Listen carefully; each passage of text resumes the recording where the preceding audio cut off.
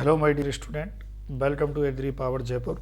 और आज का जो हमारा जो टॉपिक है वो क्या है, डी हॉर्निंग। ठीक है, जो एनिमल्स होते हैं उसमें जो सीन है उसको हटाना, डिसबर्डिंग जो स्टार्टिंग में जो बर्ड निकलती है उसको हटाना स्टार्टिंग स्टेज में, है ना। देखो, आपको पता हो तो डी हॉर्निंग क्यों की जाती है भाई, क्यों? क्योंकि आप देखो जानवर जो हैं लड़ते रहते हैं ना, आपस में लड़ते हैं, ये भी बड़ी दिक्कत है। फिर एक दूसरे में जो है सीन लगा देते हैं तो इससे जो है बहुत ज़्यादा नुकसान होता है ना। तो और कई बार जो है इनको जैसे सीन होते हैं तो कई बार स्पेस भी बहुत ज़्यादा, मतलब जहाँ पर रहने का स्थान है इनका, वहाँ पर स्पेस भी ज़्यादा ज़रूरी रहती है, इसलिए डी हॉर्निंग की जाती है, डिसबर्डिंग की जाती है। और आपको पता हो तो ये सीन कोई काम के नहीं होते हैं, है ना। हम कह सकते हैं कि कोई भी इनका यूज नहीं होता है जो रख पाएँ हम। ठीक है, चलिए तो इसके बारे में थोड़ा सा जानते हैं कि किस मेथड से जो है हम डी हॉर्निंग करते हैं। ठीक है, जैसे अभी ये तो क्लीपर है, ये मेथड कौन सी है, जो है ये क्लीपर है, यानी कि जो क्लीपर्स के द्वारा जो है ये हटाया जा रहा है, ये एक इंस्ट्रूमेंट है।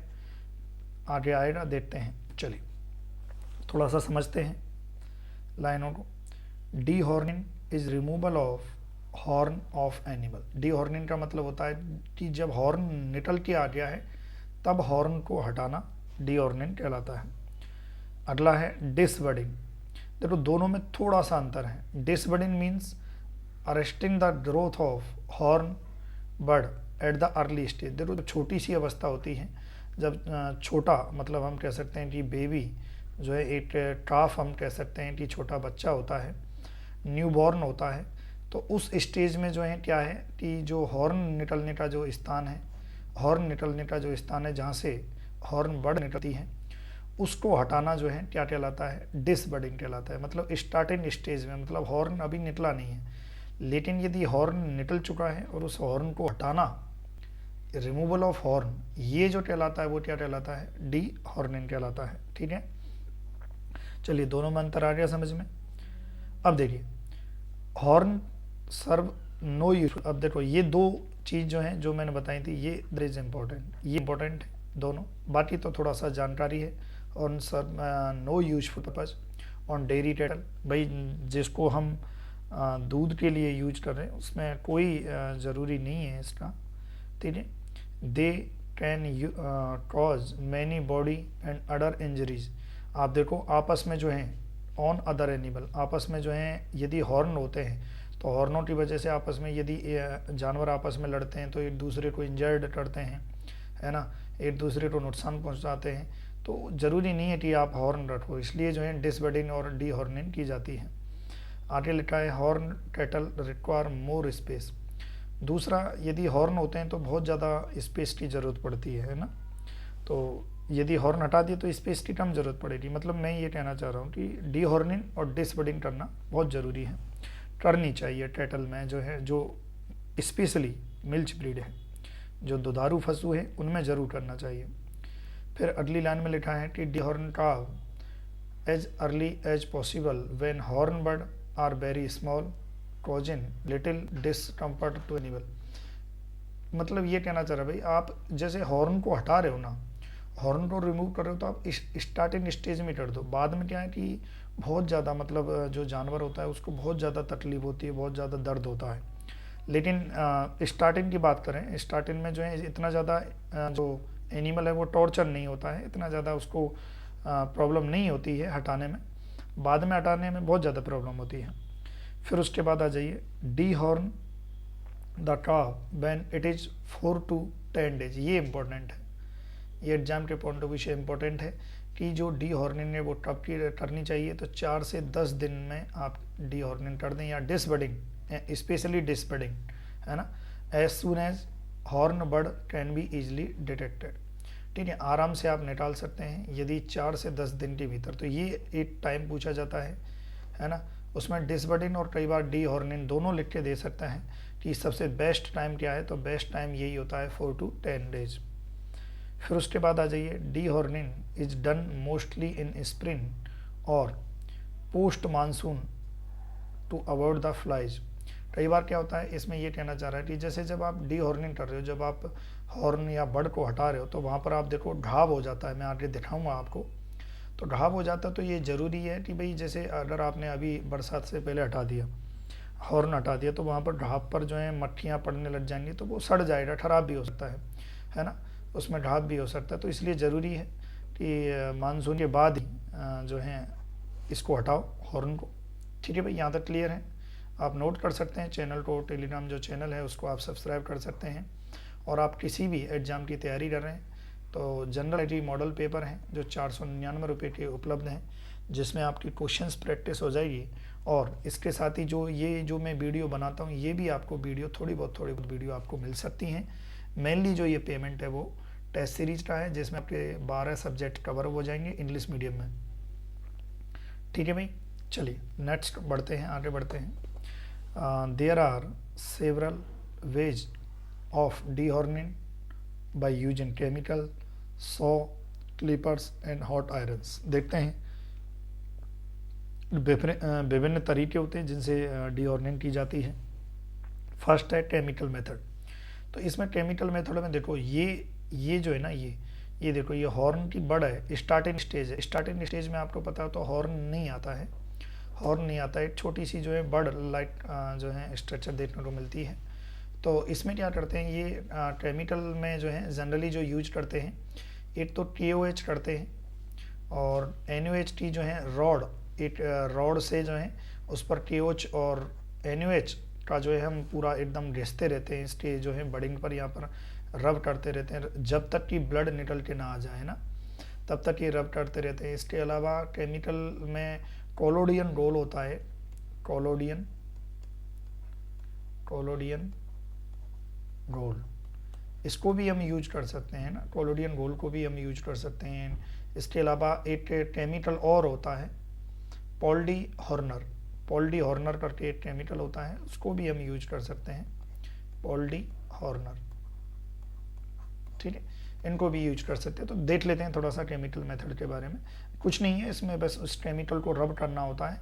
रब करेंगे तब तक रब करना जब तक कि ये जो स्थान है बड़ा वाला, जब तक कि इसमें ब्लड निकल के ना आ जाए। तो क्या लिखा है देख लेते हैं। Chemicals like caustic soda, NaOH, caustic potash, KOH are commonly used chemical. Question पूछा जाता है भाई फॉर डीहॉर्निंग के लिए, केमिकल डीहॉर्निंग यदि आप कर रहे हो तो किस केमिकल का यूज किया जाता है, ये पूछा जाता है। Available in form of stick, paste, है ना, स्टिक के रूप में या पेस्ट के रूप में ये उपलब्ध है। Clip the hair around the horn bud of calf and surround the area with the grease and Vaseline to protect the eye. मतलब ये है कि भाई ज़्यादा नुकसान ना करे, इसलिए सराउंडिंग को थोड़ा सा ध्यान से अपने को ग्रीस और आइज वैसलीन इसका यूज करना है। और मेनली इसमें करते क्या है, रब दी, आपको रब करना है chemical over the horn bud until, देखो आपको जो हॉर्न बड है उस पर जो है आपको रब करना है, और कब तक रब करना है, जब तक कि ब्लड जो है निकल के ना आ जाए, ब्लड आपको दिखाई ना दे तब तक, है ना। और ये क्या करेगा, arrest of growth of the horn bud. ठीक है, इस जो हॉर्न की जो ग्रोथ है इसको जो है अरेस्ट कर देना इसका। ठीक है भाई, तो ये जो केमिकल जो मेथड है इसको आप यूज कर सकते हो डीहॉर्निंग के लिए। नेक्स्ट मेथड है आपकी हॉट आयरन मेथड। ठीक है, चैनल को सब्सक्राइब कर देना, यदि आप नए स्टूडेंट हैं तो प्लीज़ आप चैनल को सब्सक्राइब कर देना और शेयर ज़रूर करना, है ना। और वीडियो कैसी लगी हो आप ज़रूर, और वीडियो को लाइक भी करना। कैसी लगी है वीडियो ज़रा आप बता भी देना थोड़ा सा। हॉट आयरन मेथड, देखो हॉट आयरन मेथड में क्या है, एक आयरन की जो है बहुत ज़्यादा गर्म जो है आयरन रॉड को भी हम यूज कर सकते हैं। जैसे देखो आयरन रॉड को जो है, ये देखो एक आयरन रॉड है और इसको यूज किया है जो स्टार्टिंग में है ना, मैंने बताया आपको 4 to 10 डेज में यूज करनी है। इसको रॉड को जो है गर्म किया। अच्छा, यहाँ पर जो है कई बार टेम्परेचर पूछ लिया जाता है कि जो रॉड होती है, या ये जो दूसरा फोटो है, ये फोटो है आपका इलेक्ट्रिकल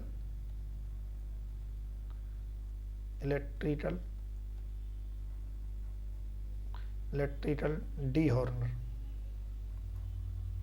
ठीक है, देखो या तो इलेक्ट्रिकल डीहॉर्नर यूज कर लो। ठीक है, ये आजकल जो है इलेक्ट्रिक उसमें लगाओ, स्विच में लगाओ, और उसके बाद जो है इसका टेम्परेचर, ये जो नॉट होती है ना, ये वाली, इसका यहाँ पर जो है पूरा बहुत ज़्यादा टेम्परेचर हो जाता है।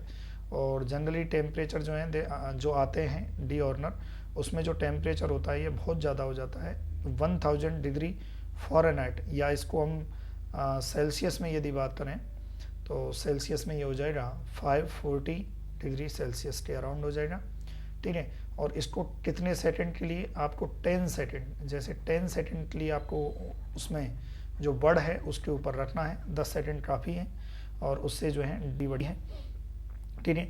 और इसमें देखो, एक तो आयरन रॉड को हम डायरेक्ट जैसे किसी भी आग में गर्म कर रहे हैं, और एक डायरेक्ट आजकल इलेक्ट्रिक आ चुके हैं, तो इलेक्ट्रिक डी ऑर्नर को भी यूज कर सकते हैं, ठीक है भाई। टेम्परेचर ज़रूर पूछ लिया जाता है डी ऑर्नर का होना चाहिए या होता है, तो ये थोड़ा सा याद रखना। क्या लिखा है इसमें, specially designed hot iron rod is applied on horn bud on top the dehorning irons are heated in portable forge.